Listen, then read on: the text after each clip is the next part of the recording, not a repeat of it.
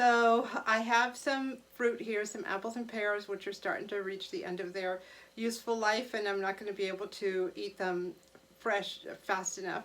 And I also have some oatmeal that's, I don't have enough for a oatmeal cookies or anything like that, and I do want to move it along off my shelf. So I was looking for, what I thought I was looking for would be a fruit cobbler, but I couldn't find any fruit cobbler recipes that matched my ingredients until I realized that what I was actually looking for or wanting was a fruit crisp. And I guess a fruit crisp is when you use that oatmeal topping. Basically what happens is you take the fruit, you cut it up, you don't put anything on it. Unlike an apple pie, you don't put any sugar or anything. You just put the fruit as it is at the bottom of the casserole dish, and then you put on top oatmeal, flour, sugar, and like some cinnamon, and then as it cooks, I guess, those ingredients help flavor the fruit underneath. So I was looking at a bunch of books, and I finally found one that looked pretty good, and that was the fruit crisp recipe from the Betty Crocker cookbook. So we're going to give it a try.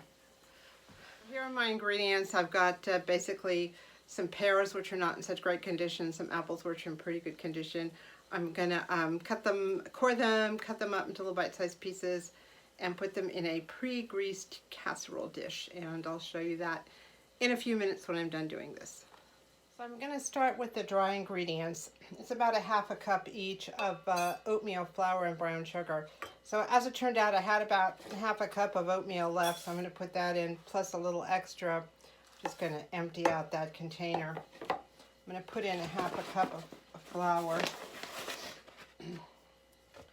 and half a cup of brown sugar.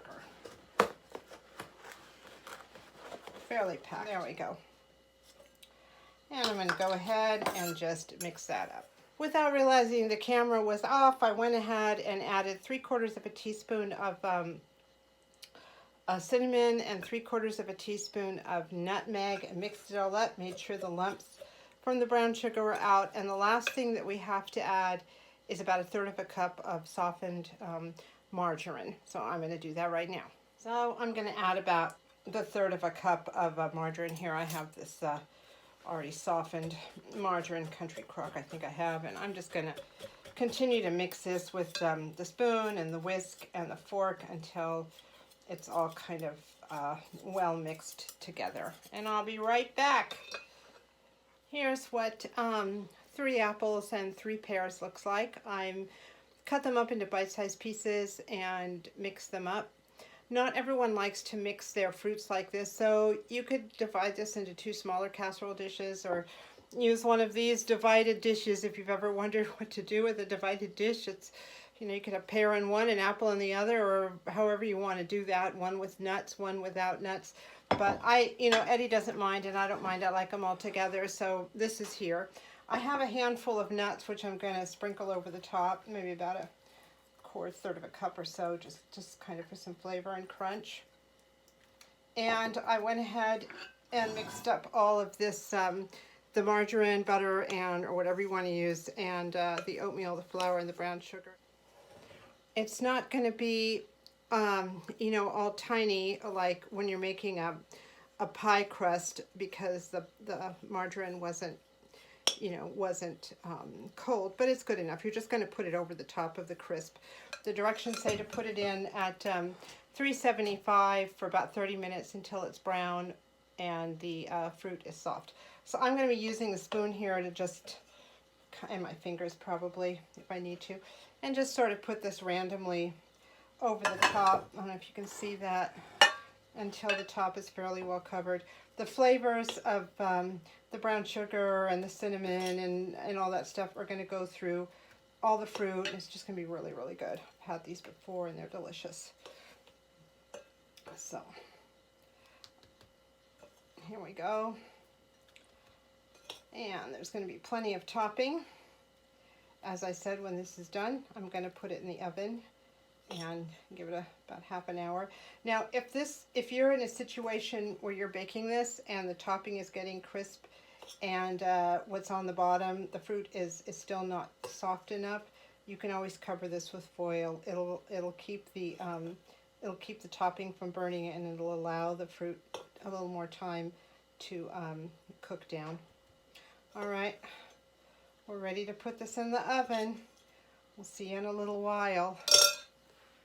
Well, crisp is out of the oven. Here it is.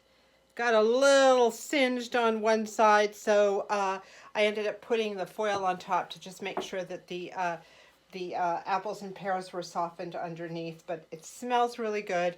I'm letting it cool for a few seconds and a few minutes, and then when Eddie comes back, we'll plate some up and see what he has to say about it. Eddie's here and ready to try some cobbler. He brought some ice cream to put on top of it, so I'm going to cut him a piece here. Oops, it is falling apart. Put that in there, and I'll bring it to him and we'll see what he says. Just brought it to Eddie. He's going to put some Rocky Road on it. Hook it up. Yeah, see what he thinks about it.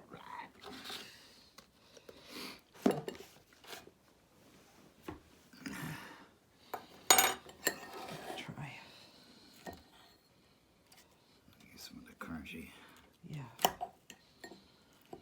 It's gonna be good, I can tell you right now. I hope so. I'm sorry, folks. I'm trying my best here.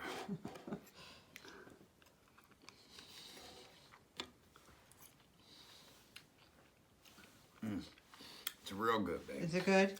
I tell you what, guys. Many of these have I done. This woman can really cook, and if she's showing you this, it's for real. Say no joke. This woman is a cooking machine. Very good. Thanks, babe. All right, thank you. Enjoy. Well, that was a very nice and unexpected testimonial. I'm glad he likes my cooking. I did actually go ahead and try some of the cobbler myself, and it was very good. The irony of this is that I made the cobbler specifically to help me get rid of the rest of the oatmeal I had. I had like a little over half a cup of oatmeal in the pantry here, and now this was so good I'm going to have to go out and buy more oatmeal, so I'm not quite sure what was accomplished. Thank you so much for spending time this evening with me, and I hope you enjoy your cobbler too. Good night.